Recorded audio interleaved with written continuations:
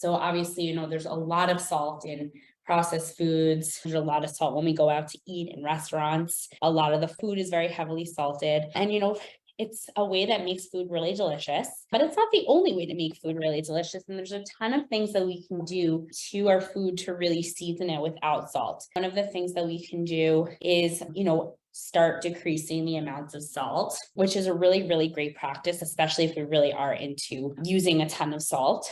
But something else we can do is really use herbs and spices. And that's a practice that I do and use a lot at home. And we really want to be cognizant on the amount of salt we're eating, primarily if we deal with high blood pressure. But I think, that's really like the message that the USDA kind of puts out there. But I really like to focus on that before, because sometimes we can really prevent high blood pressure by reducing the amount of salt we're eating. And I think it's just in good practice to utilize some of the other herbs and spices to really season food. I think it's a really good practice. We have 2,300 milligrams of salt is our daily limit per day, which is not that much. And most of us are eating way more than that.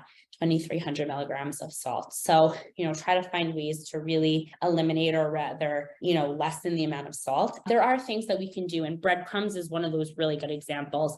When we buy seasoned breadcrumbs, there's a lot of, herbs and spices in there, but there's also a lot of sodium. There's a lot of salt. So I really usually tell people, I'm not saying you have to make your own breadcrumbs, buy completely unseasoned breadcrumbs, season it yourself, right? There are certain things that we can do that we can season ourselves and add either less salt or just completely take salt out of the picture altogether. Also, salad dressings is a really good example of something that if you buy it in, a package, there's a ton of sodium, there's a ton of salt, but there's so many things that we can add to homemade salad dressings, which takes, no time at all. And it's really just going to be healthier